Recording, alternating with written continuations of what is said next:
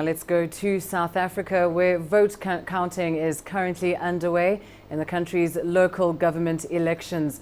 Early results released by the Independent Electoral Commission show that the ruling African National Congress is in the lead with about 56% of results so far counted. The ANC has won around 21 councils, that is 1,159 seats.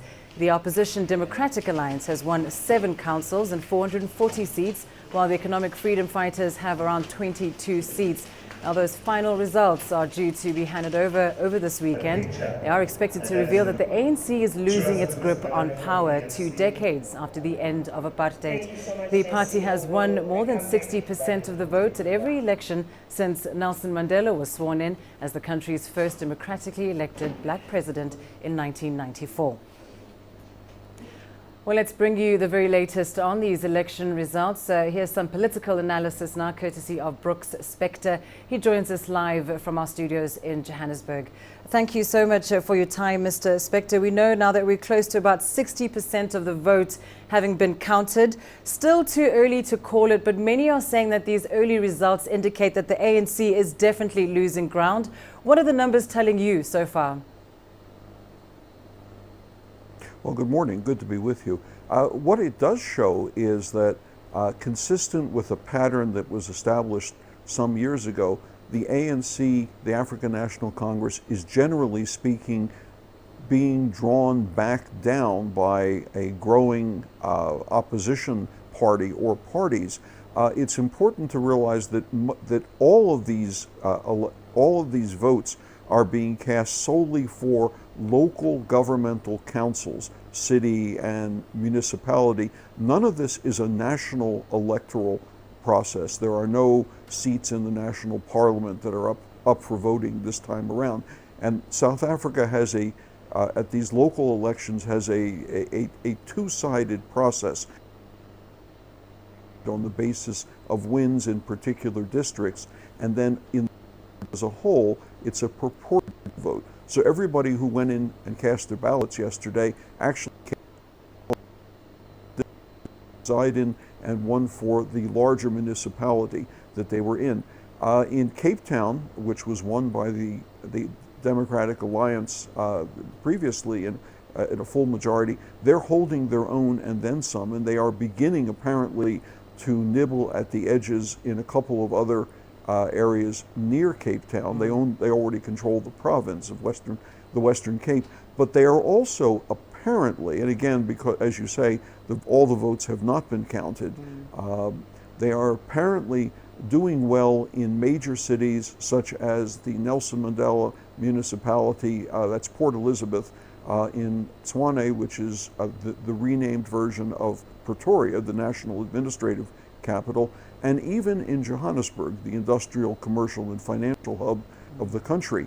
But in particular in Johannesburg, which has about 2.5 million voters, many of the votes that have yet to be counted come from densely populated neighborhoods like Soweto and Alexandria, which are largely, if not completely, populated by Africans. So the early vote totals from Johannesburg may disproportionately represent an advance by the Democratic Alliance or not, and we'll know much more about this. The Electoral Commission says by the end of the day about 95% of the total votes will have been counted.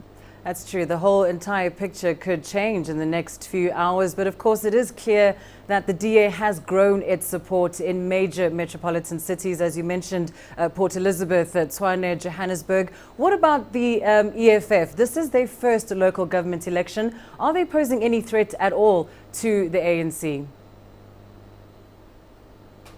Well, I mean, it's curious. The Economic Freedom Fighters, the EFF, were presumed to be, at least a lot of analysts were predicting that they would gain somewhere in the neighborhood of 15% of the total vote, building on a large sense of dissatisfaction by many people, as evidenced by what South Africans call service delivery protests. That is, street protests against the government at the local, provincial, and national levels for its failure to deliver on the promises of civil services and civic infrastructure.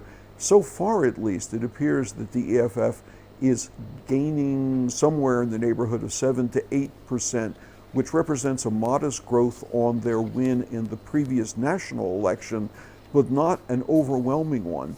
What this does mean, however, if the Democratic Alliance and the African National Congress, if neither of them can win 50% of the vote in the big cities, South Africa may be facing what is being termed the era of coalition government. Now, they had a taste of that in Cape Town 2 elections ago when the Democratic Alliance first gained control in an alliance with 8 other small parties. But this will be a new occurrence and certainly a new prospect in the big cities outside of Cape Town, Johannesburg, Tshwane, Port Elizabeth, and so forth. And that's going to be a very interesting political development because it's going to foreshadow 2 important things. The selection within the African National Congress as to who will lead that party from 2017, and then going into the national election in 2019, how the parties will contest the election for the national parliament and thus for the presidency of the country. And if the ruling party can no longer hold on to major cities on its own, without a coalition, what does that say then about the future of the ANC? Well, it says a couple of things. The first of which is that it must start thinking of itself as no longer a liberation movement turned into a political party, building on its traditions and its heritage as the Liberation Party come to power. It must start thinking of itself going forward and winning elections on the basis of its ability to deliver the services people expect, people believe that they're entitled to, services that they in fact are promising. But what it also calls to mind, in common with many other countries around the world, the population of South Africa is increasingly urban, just as it is in many countries on this continent, and as indeed as it is in most of East Asia.